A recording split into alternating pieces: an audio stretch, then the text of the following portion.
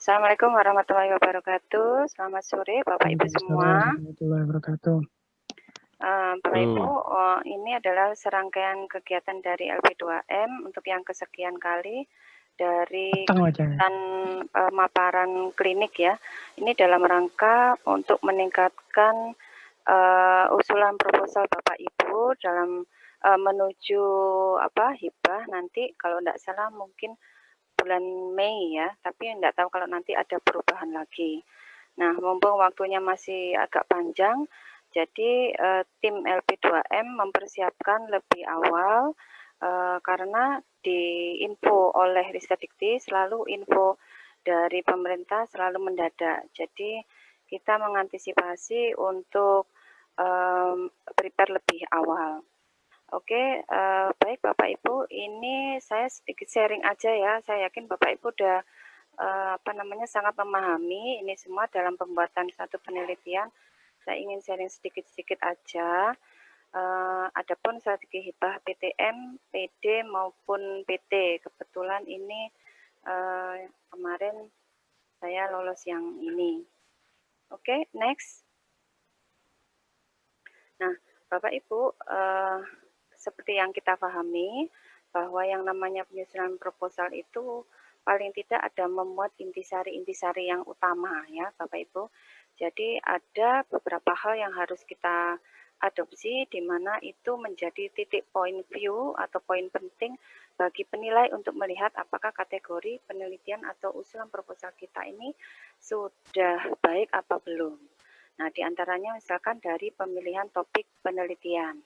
Nah, topik penelitian ini memang sangat yang diharapkan adalah orisinil ya, original. Jadi apa kepentingannya, kemudian penting tidaknya penelitian ini dilakukan oleh Bapak Ibu, kemudian ada nggak diskriminator atau pembedanya. Nah, masing-masing ini kita harus jelaskan secara jelas dan lugas. Ini ya Bapak Ibu. Kemudian di topik penelitian ini jangan lupa Bapak Ibu bahwa dengan adanya topik atau judul tersebut ini harus ada kaitannya relevansinya dengan sumber dana yang dituju maupun relevansi dengan kemanfaatan. Itu ya Bapak Ibu. Kemudian yang berikutnya adalah perumusan harus tajam ya menggunakan bahasa proposal diantaranya kita harus melakukan ketajaman dalam hal untuk fokus, terutama nanti waktu pembuatan latar belakang atau pendahuluan. Saya pikir ini saya tidak terlalu panjang-panjang karena Bapak Ibu sudah pasti tahu. Kemudian pendekatan harus lebih realistis dan doable. Artinya di sini bahwa pendekatan yang Bapak Ibu pakai, metode apapun yang nanti Bapak Ibu terapkan di dalam kajian tersebut, harus kita lihat dari sisi kemanfaatannya. Apakah itu bisa diterapkan secara praktis ya dan bisa langsung doable. Jadi kemanfaatannya bisa langsung dirasakan pada masyarakat atau yang lebih luas secara makro ya. Jangan bagus nanti pada konsep dasarnya saja, tapi nanti pada waktu practically-nya itu susah gitu ya, jelimet. Nah, ini ada mungkin yang banyak mengadopsi metode-metode baru atau pendekatan baru, tapi nggak langsung practically. Nah, ini susah nanti ya Bapak Ibu. Kemudian yang berikutnya adalah rancangan penelitian harus efisien. Nah, di sini efisien kita harus melihat dari titik poin dari sisi metodenya, teknisnya, pelaksanaannya. Jadi itu semua harus efisien ya dan masuk akal, itu relevan dengan topik yang dibicarakan di dalam kajian punya Bapak Ibu. Kemudian yang berikutnya adalah memenuhi kriteria karakteristik luaran dari skema penelitian yang dipilih. Jangan lupa sebelum Bapak Ibu membuat usulan proposal, coba baca-baca dulu buku panduan penelitian dan pengabdian pada masyarakat, edisi yang terakhir. Nah, edisi terakhir ini kalau tidak salah edisi 12 revisi, Bapak Ibu ya.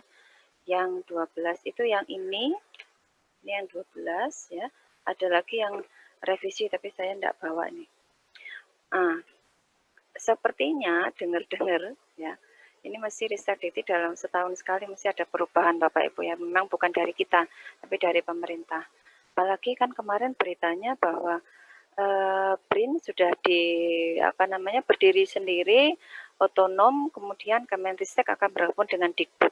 Nah, ini tidak tahu ini nanti pola-pola dari penggelontoran pendanaan penelitian dan pengabdian seperti apa itu ya. Jadi ini juga masih baru. Isunya juga nanti ada penggantian Menteri Pendidikan dan segala macam. Oke, Bapak Ibu. Untuk buku panduan ini sementara karena belum ada perubahan ya, tapi mungkin sekitar bulan depan atau bulan Mei ya, awal Juni itu kira-kira nanti ada perubahan atau revisi dari buku panduan edisi yang terakhir. Nah, ini nanti ya siap-siap lagi, mungkin ada beberapa hal yang dilakukan perubahan-perubahan. Kemudian, oh ya, ini, jangan lupa menyertakan roadmap atau peta jalan penelitian ya. Ini penting ya, Bapak Ibu ya, roadmap atau peta jalan penelitian ini, di mana penilai atau reviewer itu membaca rekam jejak kita ya dari peta jalan yang kita buat ya. Jadi penting kiranya memang untuk ketua khususnya itu memiliki rekam jejak yang baik. Ya, itu Bapak Ibu. Kemudian yang berikutnya ada novelty. Ya, harusnya ada Bapak Ibu ya, jangan nggak ada. Jadi kalau Bapak Ibu membuat usulan proposal, ya sebaiknya memang untuk kebaruan itu harus diakomodasi ya. Kan itu terlihat nanti dari state of the art-nya di kajian pustaka.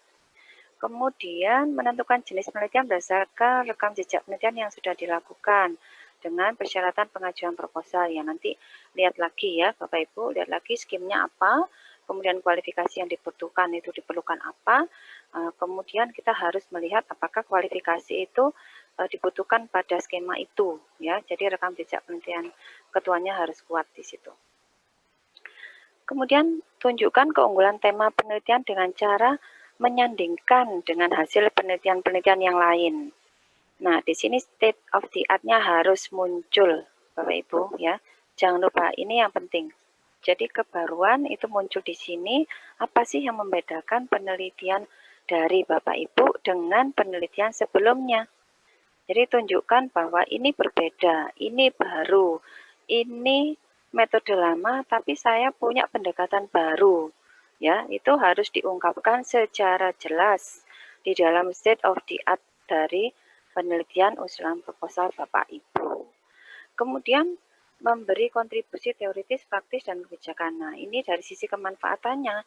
Jadi kalau bagus hanya di konsep, tidak bisa memiliki kemanfaatan secara makro, ya ini nanti tidak bisa terukur.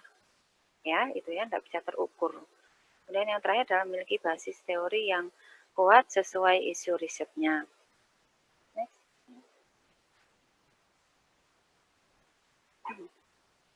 Oke, yang berikutnya adalah topik yang diangkat oleh Bapak Ibu harus kekinian, ya, harus kekinian, up to date.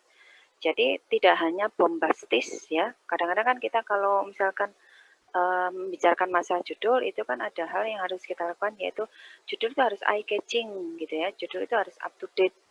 Jadi memiliki nanti kebaruan itu muncul di state of the art-nya. Jadi coba amati isu-isu yang terkini ya, yang sesuai dengan kalau kita reduksi itu muncul di dalam teori yang linear dengan bidang keilmuan Bapak Ibu gitu ya. Baik yang dari sisi teknologi, dari sisi marketing, dari sisi sumber daya manusia, entrepreneurship atau yang lain. Ya, coba nanti diamati apakah isu-isu terkini itu bisa direlevansikan, disinergikan dengan teori-teori yang menjadi bidang penelitian Bapak Ibu. Kemudian ini ada sekiranya pertanyaan-pertanyaan yang menjadi pedoman ya, menjadi rel, apakah nanti kita bisa masuk di dalam ini, misalkan permasalahan apa yang akan diselesaikan itu ya. Betul memang banyak sekali teori-teori atau metode-metode yang sudah sama atau yang sudah pernah dilakukan oleh terdahulu yang lain. Namun yang membedakan itu apa gitu ya. Kemudian siapa yang akan mendapatkan keuntungan dari penelitian ini? Jadi kemanfaatan dari usulan proposal Bapak Ibu ini siapa nanti yang akan menikmati? Itu ya. Kemudian apakah masalah yang akan diteliti memberikan dampak? Ya jelas harus ya, harus memberikan dampak atau impact terhadap masyarakat secara makro ya. Usahakan lingkupnya lebih luas ya Bapak Ibu. Usahakan kita lingkup kemanfaatannya itu lebih luas. Ini azan ya Bapak Ibu. Berhenti atau saya pelan-pelan aja?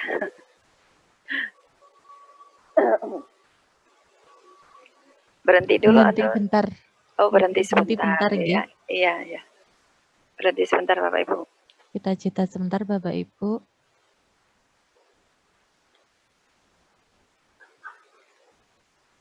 Kate ngombe gak iso.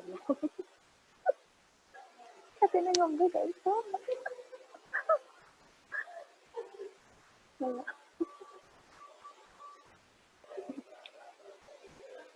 Iya ya, merdu ya Pak Jen ya.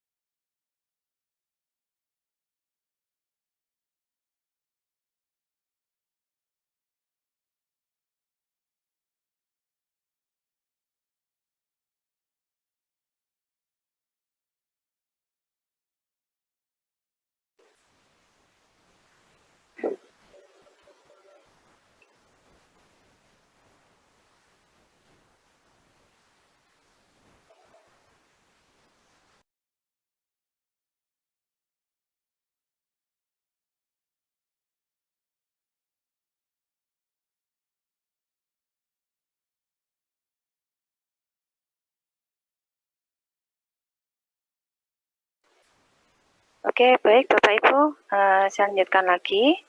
Yang berikutnya ini ada beberapa pedoman ya, beberapa clue lah ya, yang bisa dipakai Bapak Ibu dalam pembuatan usulan proposal itu ya.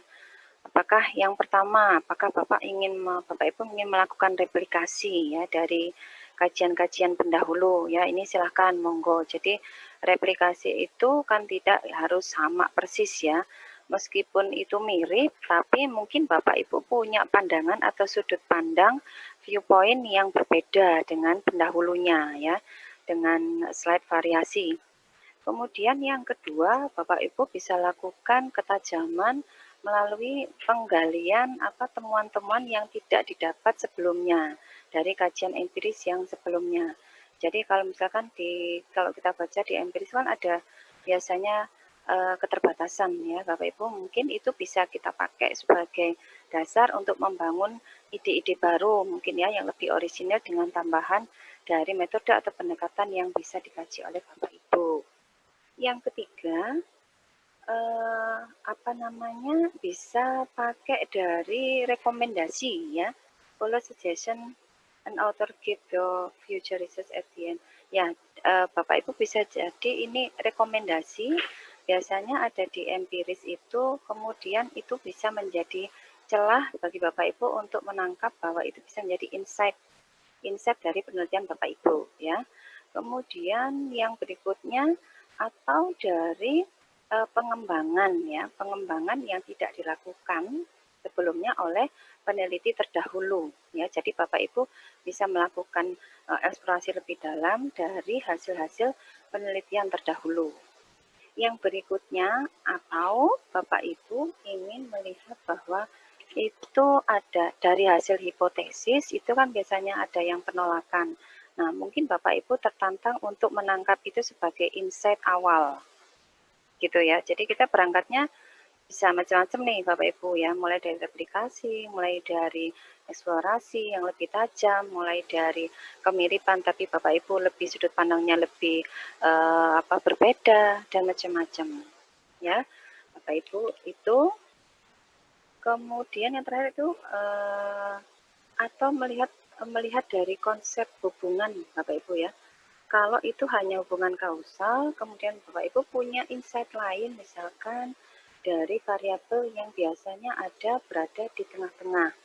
Nah, mungkin secara moderating atau intervening yaitu lakukan penggalian itu secara tajam, secara berbeda. Nah, itu sudah menjadi insight yang berbeda. Kemudian ini Bapak Ibu kan pasti waktu usulan proposal ada profil ya, biodata peneliti. Nah, ini bagian penting sebenarnya Bapak Ibu ya, ini vital banget. Bagian penting yang mencerminkan rekam jejak atau track record dari ketua peneliti. Jadi sebaiknya memang untuk saat ini ketua peneliti itu sangat amat dinilai oleh reviewer ya. Kalau anggota 1, 2 mungkin tidak terlalu banyak pengamatan, tetapi ketua peneliti itu rekam jejaknya harus bagus ya, harus baik. Nah, disinilah letaknya Bapak Ibu harus bisa mencermati di mana rekam jejak itu bisa kita lakukan update ya, update progres dari publikasi Bapak Ibu. Beberapa rekan ini mungkin nanti akan mengupgrade melalui Haki dan macam-macam. Jadi saya pikir kita bisa lakukan publikasi itu dari berbagai arah ya Bapak Ibu, mulai dari buku ya seperti Pak Saiful itu rekod nih bukunya banyak banget gitu ya. Kemudian dari Haki ya, dari Haki. Kemudian apalagi ya? Buku jurnal ya, publikasi, proceeding, macam-macam dari jurnal. Nah, sebelum nanti pada masa waktunya, masa pembukaan usulan proposal, Bapak Ibu paling tidak punya waktu untuk mengupgrade track record Bapak Ibu, ya, biodata Bapak Ibu. Nah, apa saja yang bisa dilakukan yaitu tadi, mana sih yang mungkin menguntungkan dan lebih mudah, lebih cepat, lebih efisien yang mana?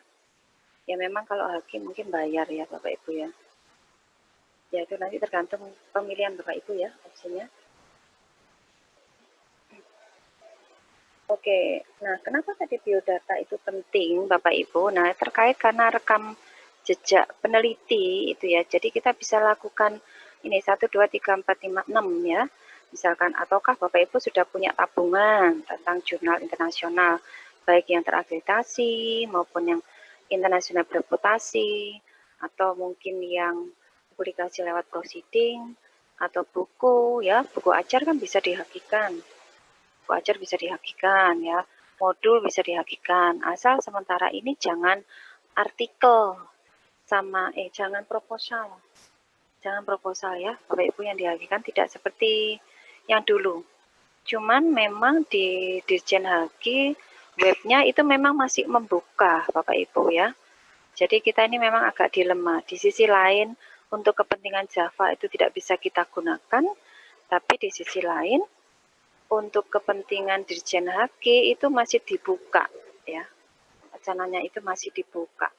Jadi untuk main amannya kita hakinya main di buku aja ya, buku, modul, diktat kayak gitu ya. Nanti bisa berkonsultasi ke Pak Zen monitor.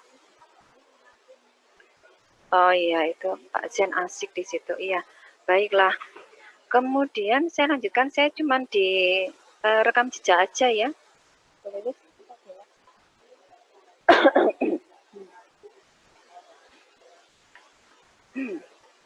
Oke, yang berikutnya ini pasti Bapak Ibu kadang-kadang agak bingung ya, baik dari sisi ide maupun judul ya. Gimana sih nanti judul ini kan apa namanya, bikin judul yang enak itu yang gimana gitu ya, yang sekiranya nanti novelty-nya muncul, yang eye catching, yang menarik gitu ya, yang menimbulkan keingintahuan penilai dan sebagainya. Memang gampang-gampang susah ya. Saya aja juga kadang-kadang repot ini, apalagi kalau judul Bapak Ibu agak panjang gitu ya, dan kita terkait kaidah penulisan kaidah penulisan di kata judul maksimal kalau nggak salah sih 20 atau 22 kata. Nah, itu ya. Nah, di sini ada beberapa hal yang masih kita perhatikan, Bapak Ibu. Misalkan kesesuaian ya, kesesuaian judul dengan skim. Nah, kalau Bapak Ibu misalkan mau concern di dasar, di terapan, di pengembangan, nah ini mestinya Bapak Ibu harus tahu ya fokusnya, bidangnya, kemanfaatannya, orientasinya, sehingga judul itu akan terkait dengan apa yang kita pilih di dalam skema tersebut ya. Kemudian ya bikin judul memang jangan yang general gitu ya, paling enggak yang eye catching tadi itu ya, yang spesifik, yang mengena gitu.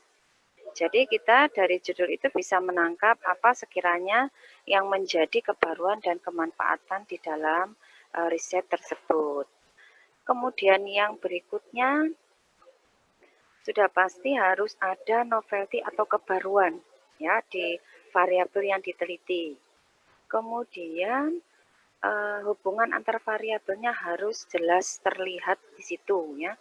Kemudian yang berikutnya belum terlihat luaran atau tujuan yang akan dicapai. Nah, ini nanti di abstraksi maupun di latar belakang disampaikan ya Bapak Ibu, luaran yang ingin dicapai itu apa ya di abstraksinya. Kemudian ada kekeliruan tentang pengambilan skop ya pada masing-masing skema. Jadi pentingnya Bapak Ibu harus baca secara teliti buku panduan penelitian dan pengabdian edisi yang terakhir ya, sementara ini belum ada perubahan. Jadi biar nggak salah kamar nih Bapak Ibu. Insya Allah akhir April ya Bu Ike ya ada sosialisasi ya Iya, untuk pedomannya. untuk pedoman.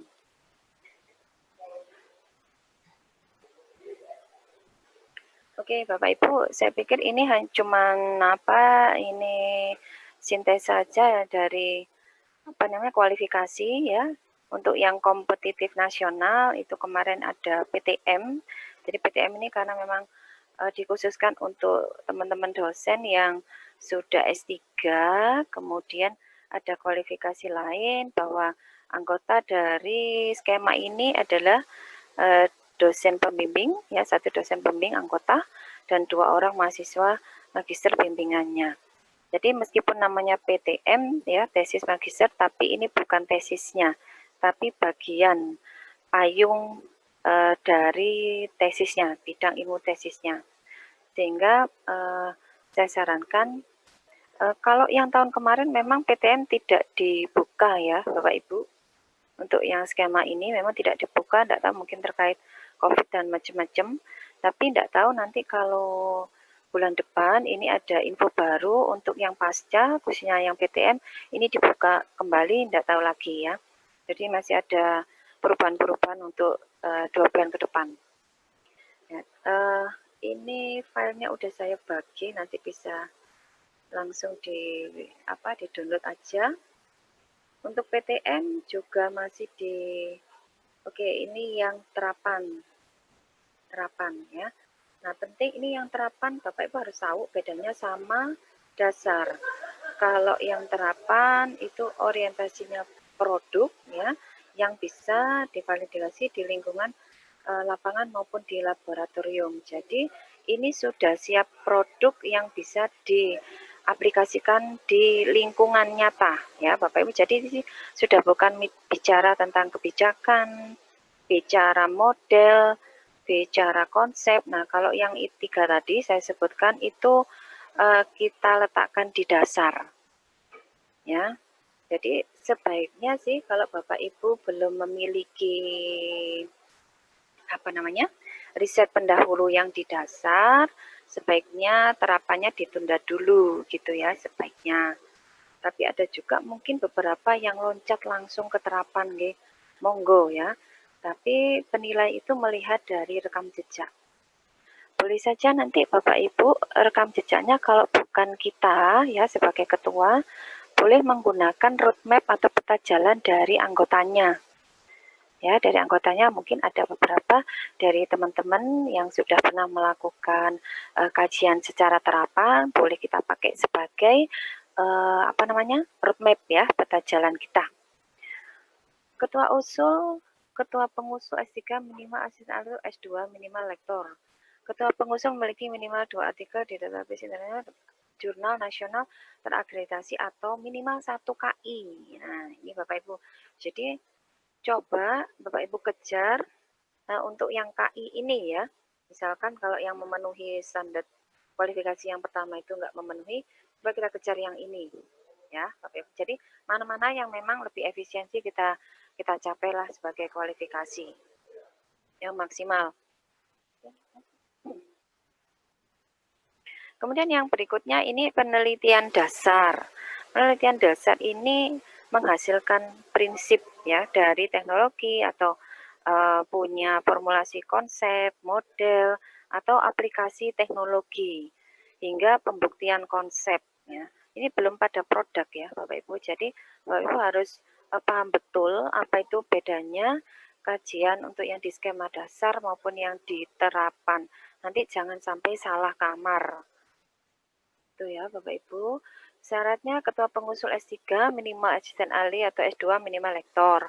Ketua pengusul memiliki 2 artikel di database terindeks bereputasi atau jurnal nasional terakreditasi anggota BEM 1. Oke Bapak Ibu, kalau lihat syaratnya tuh kayak gitu ya. Nggak usah takut dulu Bapak Ibu ya, nggak usah takut dulu. Jadi kalau udah takut duluan, males, nggak usah bikin gitu, karena syaratnya kayaknya aku nggak memenuhi. Coba dicari ini ya, itu tidak ada kata-kata Scopus ya, tidak ada kata-kata Scopus, kecuali memang di situ tertulis terindeks Scopus misalkan Q berapa, tapi itu tidak ada. Jadi coba kita lakukan maksimal saja Bapak Ibu, nanti selebihnya Tuhan yang menentukan gitu ya Bapak Ibu ya. Yang ini sepakat ya Bu, Bapak Ibu. itu. Kita coba maksimal aja ya, jangan takut dengan adanya statement itu kualifikasinya terindeks bereputasi, wah ini mesti Scopus ini gitu ya, padahal enggak juga gitu. Penilai itu melihat dari rekam jejak ketua ya, penilai itu melihat dari rekam jejak ketua. Jadi usahakan, makanya tadi kalau memang Bapak Ibu bisa punya KI, ya KI yang dikejar, buku yang dikejar gitu ya. Sekarang buku itu juga tidak terlalu sulit kok Bapak Ibu ya. ISBN-nya juga nggak lama kok, keluarnya sekitar seminggu 2 minggu udah keluar. Tinggal nanti Bapak Ibu mau eksemplar berapa, minimal 10 itu ada ya, minimal berapa 15 itu ada. Atau mungkin hanya butuh ISBN-nya aja, itu ada beberapa penerbit yang melayani yang seperti itu. Oke ya Bapak Ibu. Nah, ini saya masuk ke inti ya Bapak Ibu. Di sini yang pertama adalah ringkasan, itu berisi 500 kata. Jadi di sini ringkasan itu adalah sebetulnya inti dari semua kajian yang di dalamnya. Jadi penilai itu kan punya waktu yang mungkin tidak terlalu banyak ya, mungkin ya sibuk, kegiatan beliau banyak. Nah kadang-kadang penilai itu dengan waktu yang terbatas itu hanya bisa melakukan penilaian abstraksi Bapak Ibu ya, jadi tidak membaca konten secara keseluruhan. Kenapa? Karena yang ada di kajian riset yang kita mungkin 15-20 lembar itu terbaca dari ringkasan. Bapak Ibu ya, karena dengan abstraksi itu sudah memuat inti-inti atau konten dari 20 halaman tadi itu. Nah, apa saja itu? Nah, disinilah letak daripada intisari penelitian kita. Jadi di sini harus hati-hati Bapak Ibu karena di situ muncul semua yang menjadi intisari penelitian kita. Baik dari sisi mengapa masalah atau penelitian ini kita buat, kenapa perlu diteliti, itu yang jadi urgensinya yang muncul. Ya, urgensinya harus dimunculkan di situ. Jadi kekuatan kita terletak di situ. Jadi kemunculan mengapa penting, kenapa penelitian ini penting untuk dilakukan, kenapa penelitian ini layak kita kaji, itu harus muncul di awal. Kemudian tujuan paparkan secara jelas dan lugas. Nah, di dalam tujuan itu mungkin kalau yang penelitian yang unggulan itu ada tujuan khusus dan tujuan umum ya, Bapak Ibu. Oke, di dalam latar belakang ini menggambarkan secara lugas apakah alasan penting kenapa riset itu dilakukan. Jabarkan secara kritis informasi relevan yang diperoleh dari publikasi atau literatur yang terakhir ya, Bapak Ibu, jangan nanti ambil referensi yang udah kadaluarsa. Jadi sebisanya kita lakukan update ya, update yang referensi yang lebih mutakhir. Kemudian apabila dalam kajian tersebut ada kontribusi yang telah Anda capai sebelumnya, ada riset kajian sebelumnya dari penelitian Bapak Ibu, itu kaitkan secara langsung maupun tidak langsung dengan kajian permasalahan yang ada di dalam proposal tersebut. Jadi kita ada sangu ya Bapak Ibu, ada sangu untuk mengisi roadmap atau peta jalan. Kemudian jika terdapat diskrepansi atau perbedaan, jabarkan tekankan pentingnya proposal untuk menyelesaikan permasalahan atau kontroversi tersebut.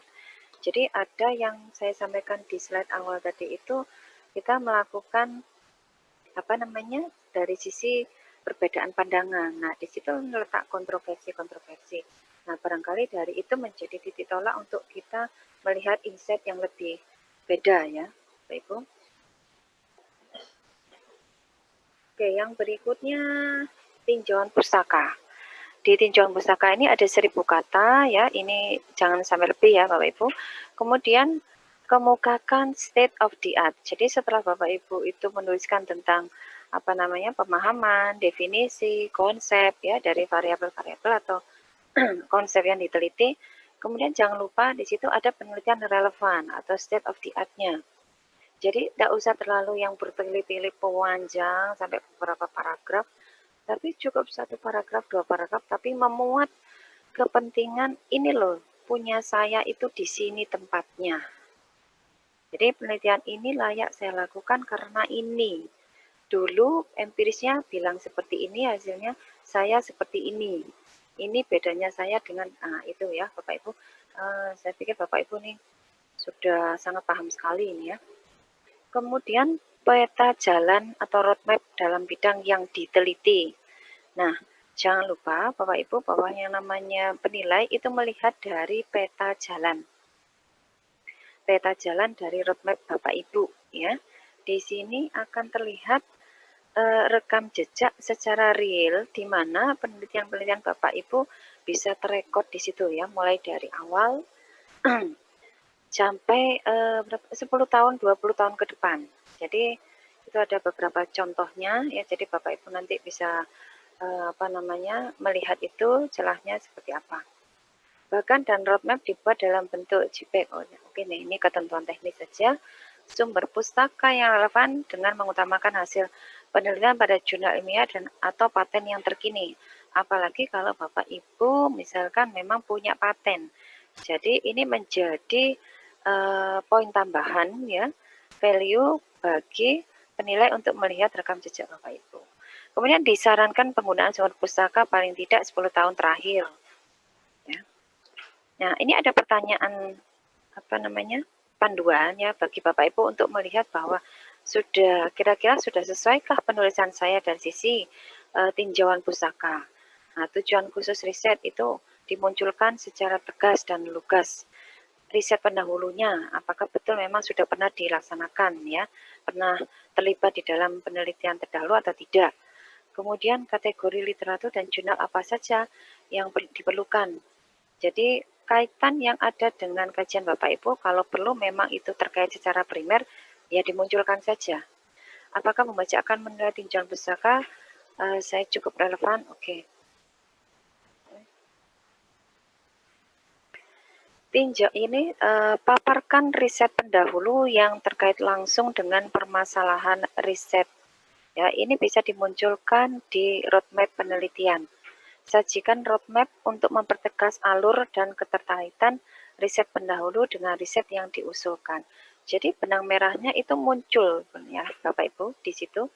Muncul di situ baik dari riset pendahulu, baik yang dilakukan oleh peneliti lain maupun yang memang pernah bergabung dengan Bapak Ibu atau peneliti yang memang sejalan dengan kajian riset dari Bapak Ibu.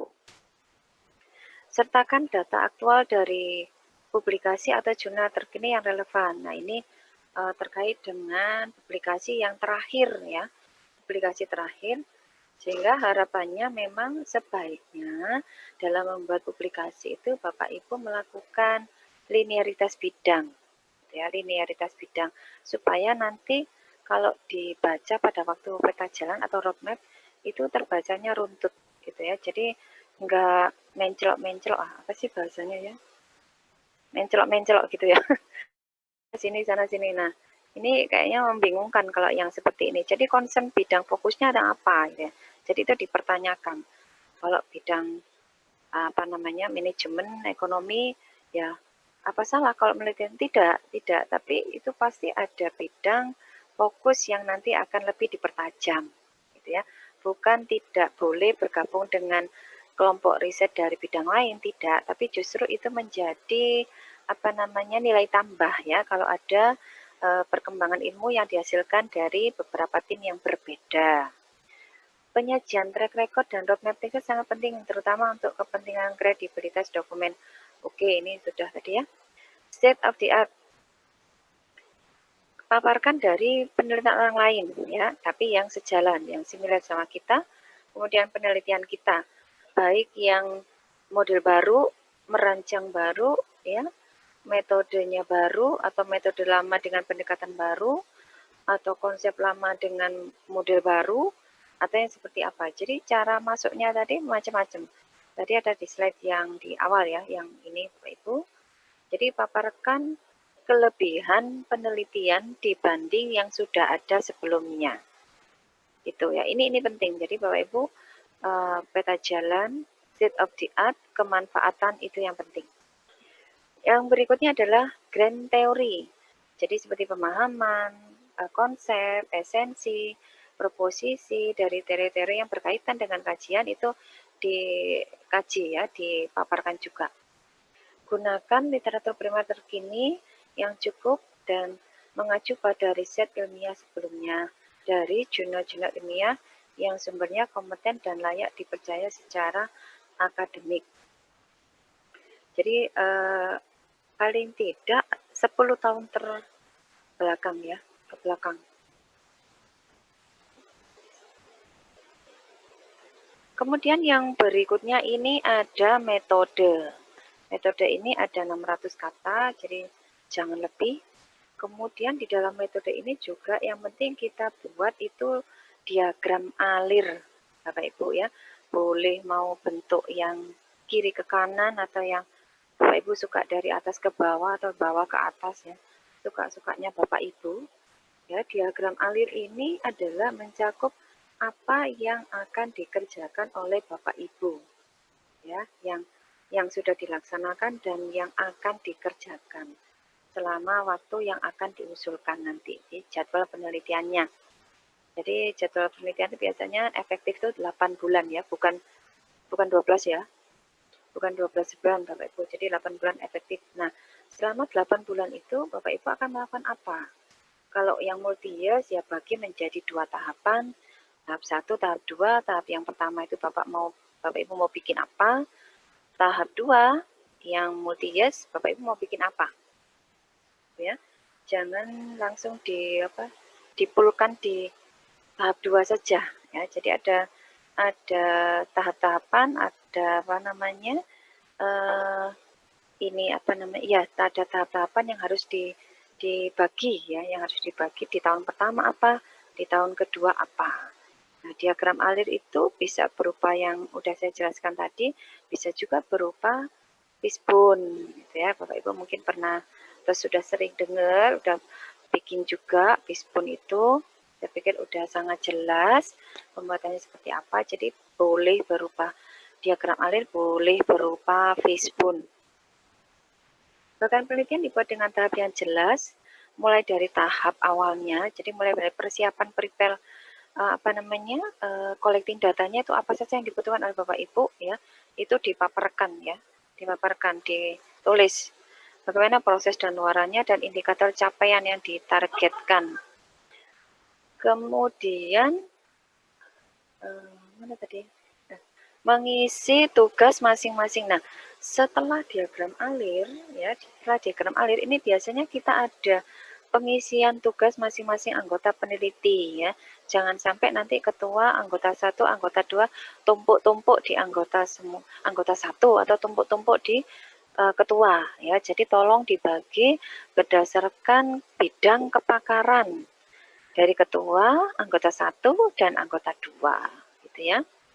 Bagaimana Anda akan menjawab permasalahan ini? Pertanyaan bantuan ya. Bagaimana Anda akan menjawab permasalahan penelitian? Detailnya itu seperti apa? Jadi paparkan teknis metodenya. Itu secara jelas, jangan hanya bagus di konsep ya. Jadi harus relevansinya harus muncul. Apakah metode tersebut sesuai ya? Apakah cuman cuman bagus di model konsepnya aja, tapi itu tidak aplikatif di lapangan gitu ya.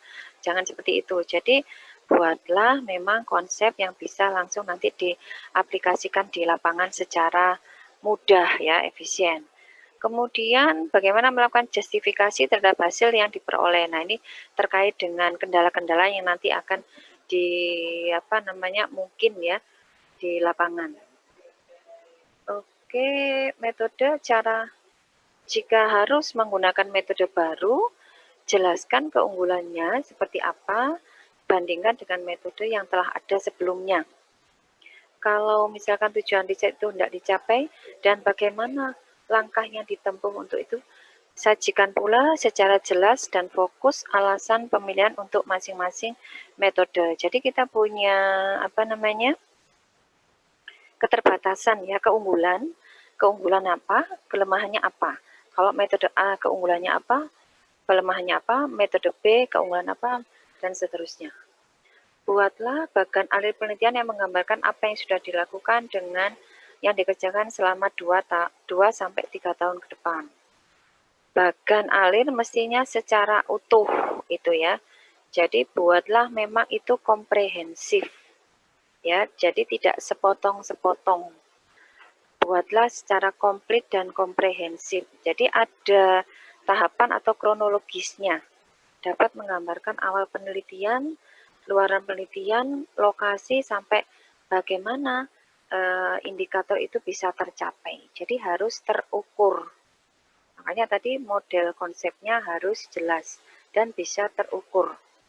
Kemudian metodologi disesuaikan dengan luaran dasar, terapan, atau pengembangan.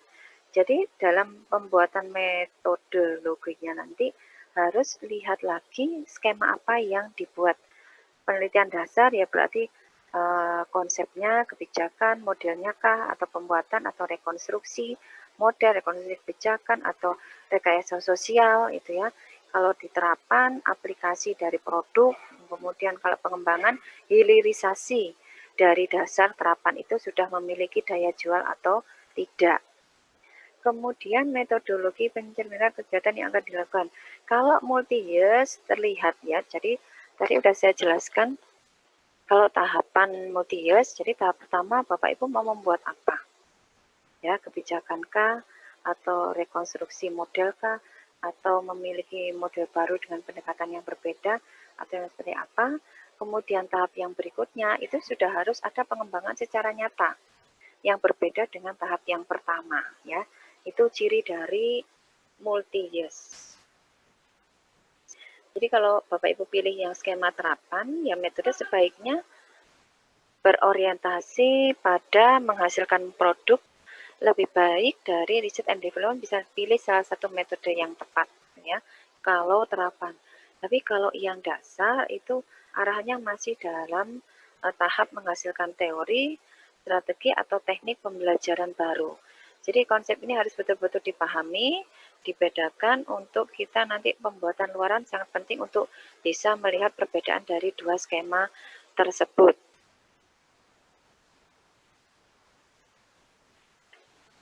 Kemudian dijabarkan kegiatan penelitian yang dilakukan setiap tahapannya.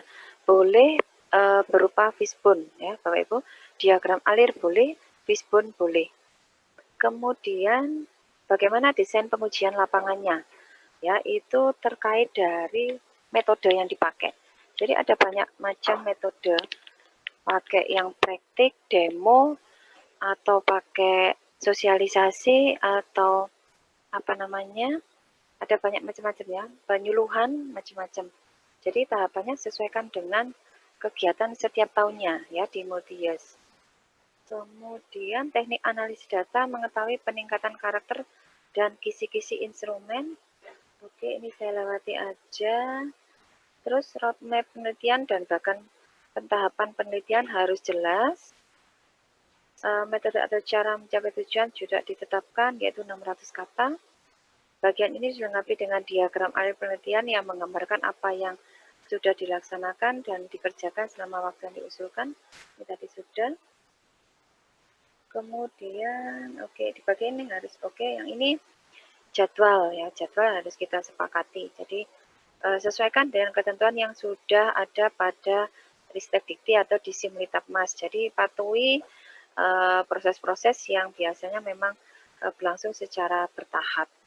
Oke, ini ada daftar pustaka, persetujuan mitra. Kalau ada, nih biasanya ada di unggulan ya, di desentralisasi di unggulan. Kemudian ada persetujuan usulan. Kalau yang dulu memang ada persetujuan usulan dari fakultas, tapi sekarang ini lebih mudah karena langsung approval dari LPPM.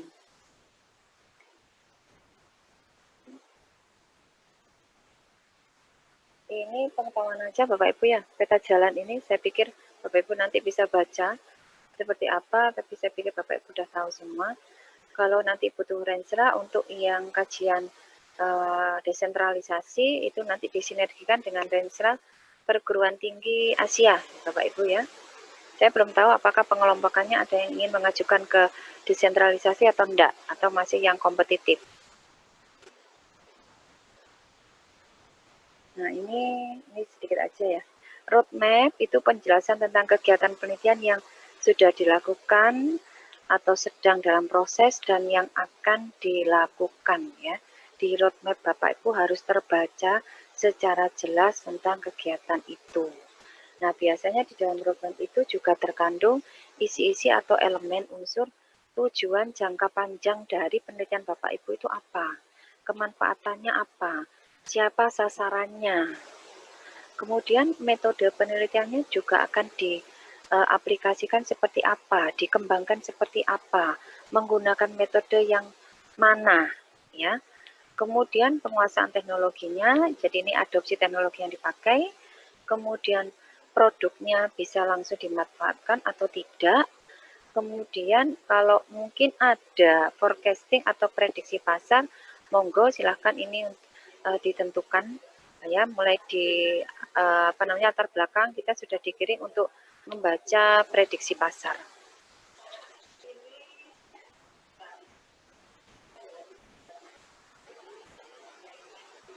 Yang ini contoh aja ya Bapak Ibu ya.